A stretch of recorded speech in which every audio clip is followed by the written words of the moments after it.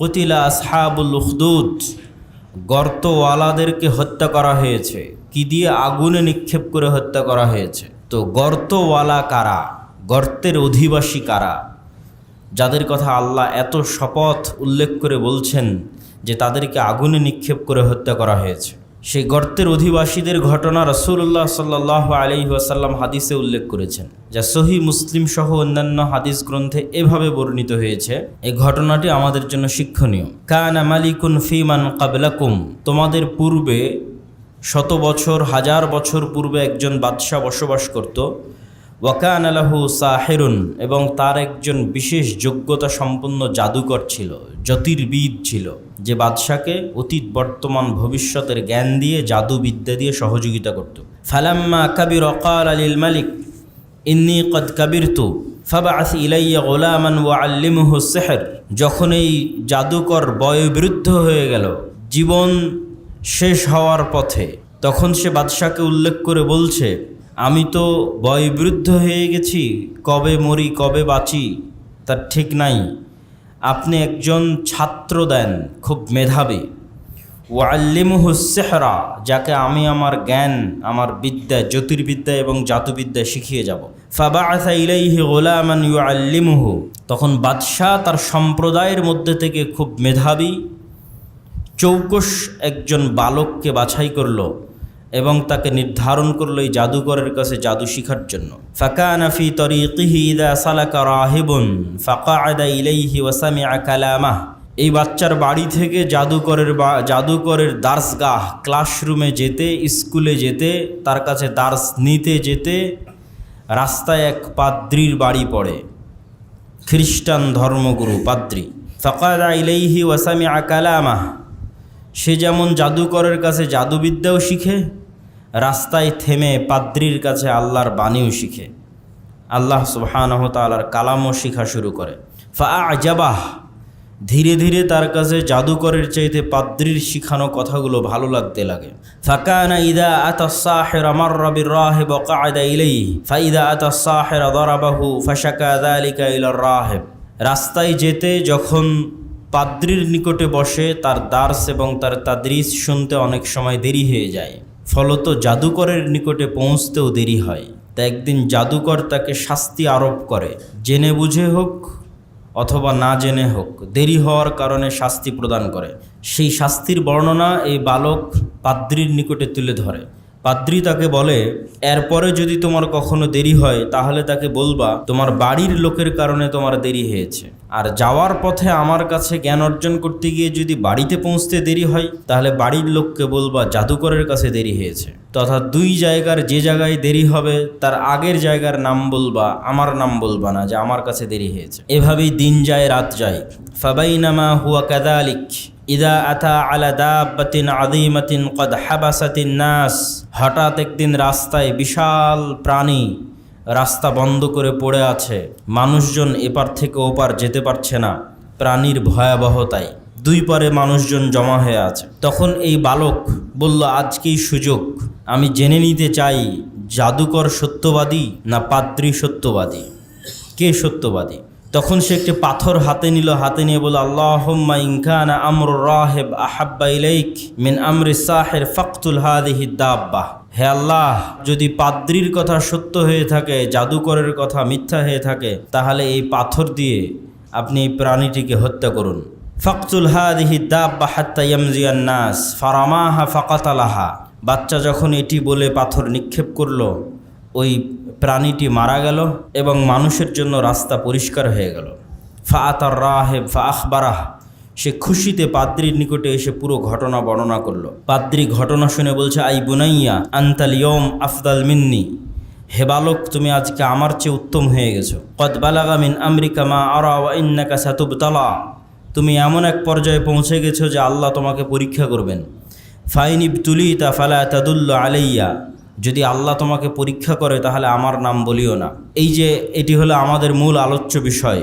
পাদ্রি তাকে বলছে যে তুমি এমন এক পর্যায়ে পৌঁছে গেছো যে আল্লাহ সুবহানাহু ওয়া তাআলা তোমাকে পরীক্ষা করবে। তথা মানুষ যখন জ্ঞানের অথবা দাওয়াতের যে কোনো কিছুর ভালো পর্যায়ে পৌঁছে তখন আল্লাহ সুবহানাহু ওয়া তাআলার পক্ষ থেকে পরীক্ষা আসে। তো এই বাচ্চা এমন এক পর্যায়ে পৌঁছে গেল যে ইউবরিউল আকমাহা ওয়াল আবরাসা ওয়া ইউদাবিন নাসা মিন সাইরিল আদওয়া, সে মুস্তাজাবুদ দাওয়া হয়ে গেল, দোয়া করলে কবুল হয়ে যায় সাথে সাথে।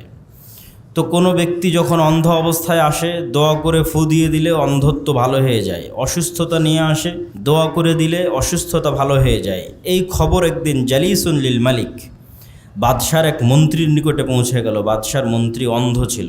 তো বাদশার সেই মন্ত্রী অনেক হাদিয়া তোহফা সহ এই বালকের নিকট উপস্থিত হয়ে বলছে, ইন আনতা শাফিতানি ফাকালা ইন্নী লা আশফি আহাদান ইন্নামা ইয়াশফিল্লাহ। মন্ত্রী বলছে, আমি শুনেছি তুমি অনেক মানুষকে আরোগ্য দান করো, তো আমার এই অন্ধত্ব একটু ভালো করে দাও। বালক উত্তরে বলছে, লা আশফি আহাদা, আমি কাউকে আরোগ্য দান করি না, ইন্নামা ইয়াশফিল্লাহ, বরং আল্লাহ আরোগ্য দান করে। ফাইন আনতা আমানতা বিল্লাহি দাআউতুল্লাহ, যদি তুমি আল্লাহর উপর ঈমান আনয়ন করো আমি তোমার জন্য আল্লাহর কাছে দোয়া করতে পারি। ফাশাফাক আল্লাহ, আল্লাহর উপর ঈমান আনয়ন করলে এবং আমি দোয়া যদি করি, আল্লাহ যদি দোয়া কবুল করে, আল্লাহ তোমাকে ভালো করেও দিতে পারে। ফা আমানা বিল্লাহ ফাশাফাহুল্লাহ, ওই মন্ত্রী তখন আল্লাহর উপর ঈমান আনয়ন করলো, বালক আল্লাহর কাছে দোয়া করলো, ওই মন্ত্রী অসুস্থতা থেকে সুস্থ হয়ে গেল, অন্ধত্ব ভালো হয়ে গেল। ফাআতাল মালিক ফাজালাসা ইলাইহি কামা কানা ইয়াজলিস, পরের দিন যখন মন্ত্রী সভায় গেছে, বাদশাহ তাকে দেখে আশ্চর্য, বলছে, মান রাদ্দা আলাইকা বাসারাক, কি ব্যাপার, তুমি চক্ষু কিভাবে ফিরে পেলে? তখন মন্ত্রী বলছে, রব্বি, আমার প্রতিপালক আমাকে চক্ষু ফিরিয়ে দিয়েছেন। ক্বালা ওয়ালাকা রব্বুন গায়রি, বাদশাহ বলছে, তোমার কি আমার ব্যতীত অন্য কোনো প্রতিপালক আছে?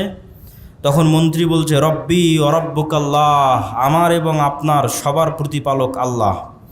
ফাআখাযাহু ফালাম ইয়াজাল ইউআযযিবহু, বাদশাহ তখন তাকে গ্রেফতার করলো এবং তাকে শাস্তি প্রদান শুরু করলো। হাত্তা দাল্লা আলাল গোলাম, যতক্ষণ না এই মন্ত্রী ওই গোলামের নাম না বলল এবং সে ওই গোলামের নাম বলে দিল যে আমি তার কাছ থেকে দীক্ষা গ্রহণ করেছি। ফাকাল লাহুল মালিক আই বুনাইয়া কদ বালাগা মিন সিহরিক মা তুবরিউল আকমাহ ওয়াল আবরাস ওয়া তাফআল। ফাকাল ইন্নী লা আশফি আহাদান ইন্নামা ইয়াশফিল্লাহ। ফাআখাযাহু ফালাম ইয়াজাল ইউআযযিবহু হাত্তা দাল্লা আলার রাহিব।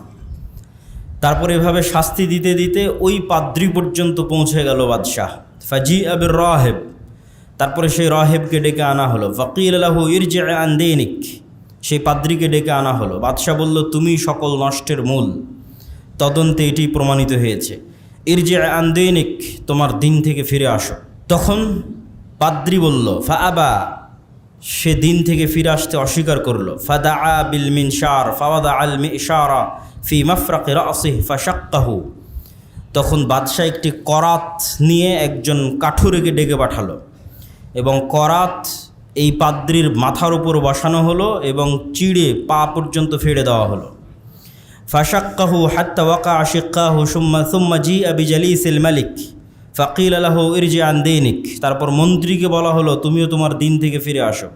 ফাআবা, সেও তার দিন থেকে ফিরে আসতে অস্বীকার করলো। ফাওয়াদা আল মিশারা ফি মিফরাকি রাসিহি, তাকেও একইভাবে করাত দিয়ে চিড়ে ফেলা হলো। ওয়াকা শিক্কাহু সুম্মা জিআ বিল গোলাম ফাকিল লাহু ইরজি আন দীনিক, যখন গোলামের কাছে আসলো যে তুমি তোমার দিন থেকে ফিরে আসো, গোলামও দিন থেকে ফিরে আসতে অস্বীকার করলো। তখন বাদশাহ গোলামের জন্য এক অভিনব শাস্তির ব্যবস্থা করলেন। বলে, নিধাবু বিহি ইলা জাবাল কাদা ওয়া কাদা ফাসাদু বিহিল জাবাল ফাইদা বালাগতুম যারওয়াতাহ ফাইন রাজা আন দীনিহি ওয়া ইল্লা ফাতরাহু। বাদশাহ তার মন্ত্রী, সভাসদ বা কর্মচারী যারা আছে তাদেরকে বলল, এই বালককে নিয়ে তোমরা এই দেশের সর্বোচ্চ পাহাড়ে চলে যাও, সর্বোচ্চ পাহাড়ের চূড়ায় গিয়ে তাকে বলো সে তার দিন থেকে ফিরে আসে কিনা। যদি সে তার দিন থেকে ফিরে না আসে তাহলে পাহাড়ের সর্বোচ্চ চূড়া থেকে তাকে নিক্ষেপ করে দাও। ফাতরাহু ফাযাহাবু বিহি ফাসাইদু বিহিল জাবাল, তারা তাকে নিয়ে সেই পাহাড়ের সর্বোচ্চ চূড়ায় পৌঁছে গেল। বালক আল্লাহ সুবহানাহু ওয়া তাআলার নিকটে দোয়া করে বলল, আল্লাহুম্মা কফিনিহিম বিমা শি'ত, হে আল্লাহ, আপনি তাদের পক্ষ থেকে আমার জন্য যথেষ্ট হয়ে যান যেভাবে আপনি চান।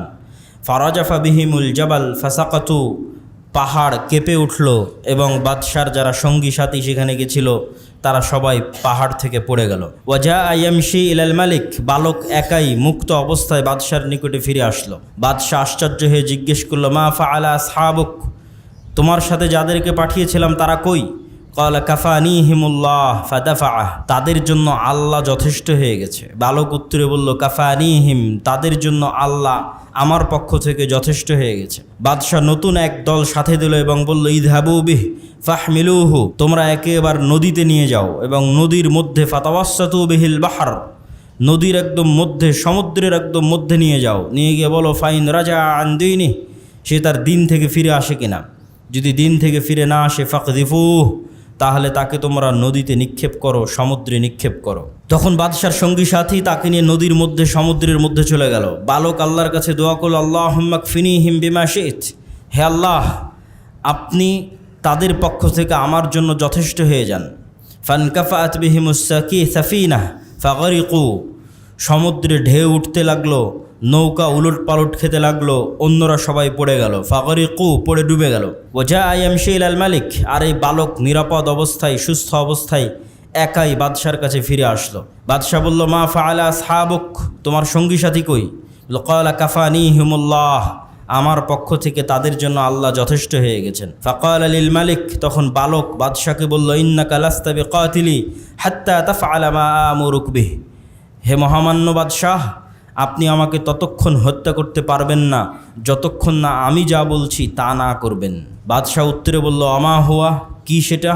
বালক বলল তাজমাউন নাস ফি সাঈদিন ওয়াহিদ, বিশাল এক মাঠে, খোলা ময়দানে আপনি মানুষকে জমা করবেন। তাজমাউন নাস ফি সাঈদিন ওয়াহিদিন, ঘোষণা দিয়ে দেশের হাজার হাজার লক্ষ লক্ষ মানুষকে খোলা মাঠে জমা করবেন। ওয়া তাসলুবনি আলা জিজইন সুম্মা খুয সাহমান, এবং আমাকে শুলিতে চড়ানোর জন্য কাঠের উপর চড়িয়ে দিবেন। সুম্মা খুয সাহমান, অতঃপর একটা তীর নেবেন। সুম্মা জাইস সাহমা ফি কাবিদিল কৌসি, তীরকে ধনুকে লাগাবেন। ধনুকে তীর লাগানোর পর বলবেন বিসমিল্লাহি রব্বিল গোলাম, এই বালকের প্রতিপালকের নামে এই তীর নিক্ষেপ করছি। অতঃপর তীর নিক্ষেপ করবেন। ফাইন্নাকা ইযা ফাআলতা যালিক কাতালতানি, যদি এটি করতে পারেন আমাকে হত্যা করতে সক্ষম হবেন। বাদশাহ রাজি হয়ে গেল। ফাজামাআন নাস ফি সাঈদিন ওয়াহিদিন, বিশাল মাঠের মধ্যে হাজার হাজার লক্ষ লক্ষ মানুষকে ঘোষণা দিয়ে জমা করা হলো। ওয়াসালাবাহু আলা জিজইন, শুলিতে ঝুলানোর জন্য, শুলিতে তীর নিক্ষেপ করে হত্যা করার সকল প্রস্তুতি সম্পূর্ণ করা হলো।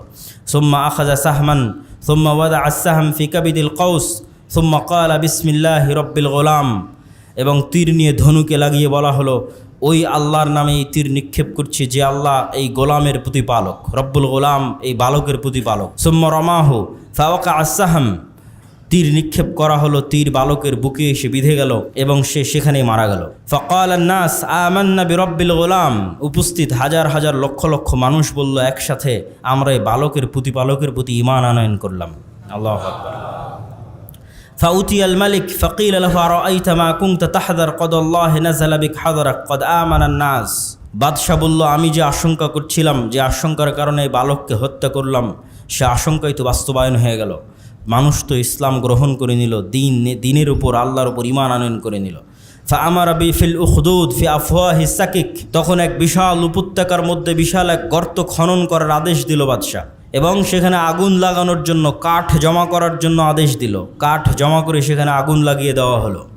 বিশাল গর্তে আগুন লাগানোর পর বাদশাহ বলল ওমান লাম ইয়ারজি আন দীনিহি ফাহমুহু ফিহা, যারা যারা নিজ নিজ দিন থেকে ফিরে আসবে না তারা যেন এই আগুনের গর্তে নিক্ষেপ করা হয়, তারা যেন এই আগুনের গর্তে ঝাঁপিয়ে পড়ে। ফাফআলু, মানুষজন ঈমান পরিত্যাগ না করে এভাবে আগুনের গর্তে ঝাঁপ দিতে লাগলো এবং আগুনে পড়ে নিহত হতে লাগলো।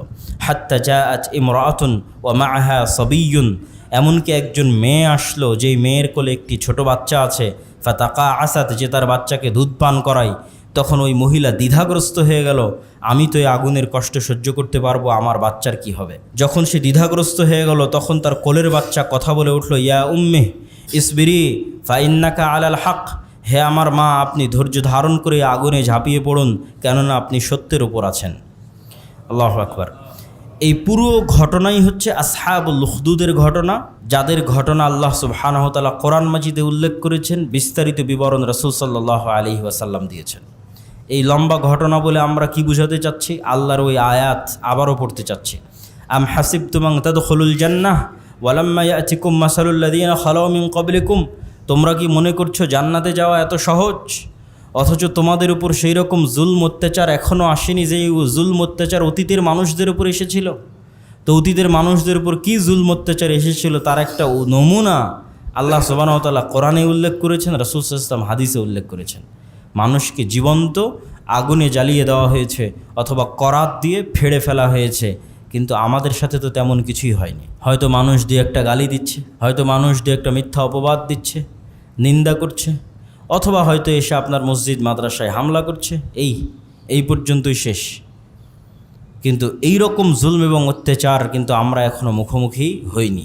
এইরকম জুলম এবং অত্যাচারের তুলনা করলে বর্তমান ফিলিস্তিনের গাজার মুসলমানদের তুলনা করা যেতে পারে, যে তারা এই জুলম অত্যাচারের কাছাকাছি, অথবা এই জুলম অত্যাচারের মতো, অথবা এই জুলম অত্যাচারের চেয়ে বেশি। যেটি বলি না কেন, তারা সেই পরীক্ষার মধ্যে দিয়ে অতিক্রম করতেছে।